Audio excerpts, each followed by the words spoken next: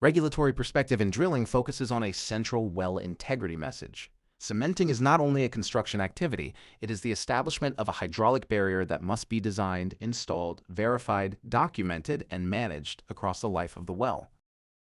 Focus here is cement as a defensible barrier.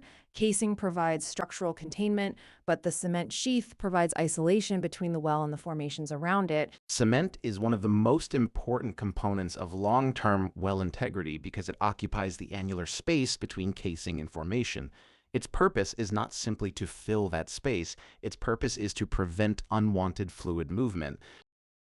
That distinction matters. Exactly. The casing is the steel pressure vessel, the cement supports the casing, protects it from corrosion, and prevents formation fluids or gases from moving behind the pipe.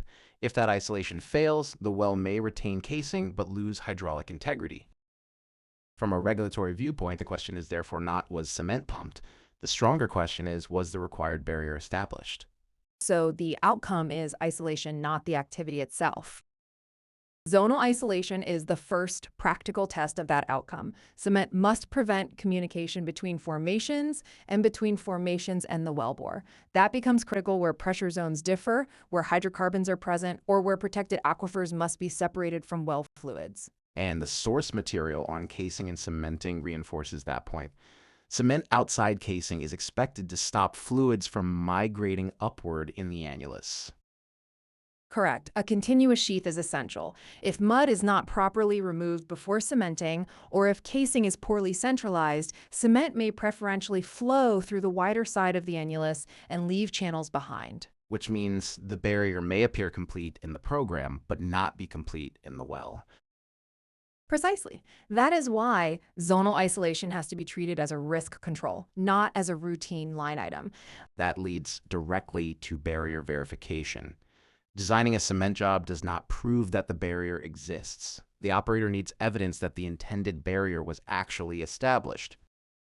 Evidence is the key word. Yes, the regulatory logic is design it, install it, verify it.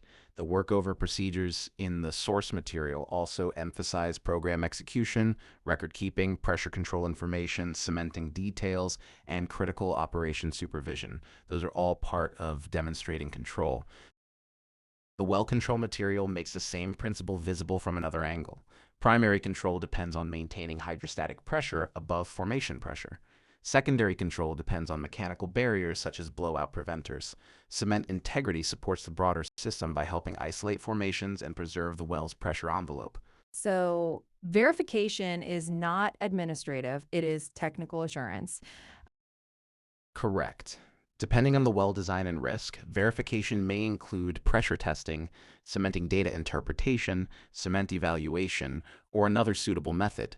The method should match the consequence of failure. Cement evaluation then becomes a decision tool. It can provide information about placement, bonding, and possible deficiencies, but the objective is not to collect data for its own sake. The objective is to decide whether the barrier performs. Exactly. Cement evaluation tools use measurements to assess the condition of cement behind casing. Basic evaluation may indicate bonding quality. More advanced evaluation can help identify channels, gas effects, or other concerns. If results indicate a deficiency, the operator must determine whether the barrier remains acceptable, whether further evaluation is required, or whether remedial work is needed. That is the regulatory decision point. Data must lead to an integrity conclusion. Documentation is where that conclusion becomes defensible. Cementing programs, slurry design, job records, pressure test results, cement evaluation data, and the reasoning behind decisions form the evidence trail. And the workover manual material is very clear on record keeping.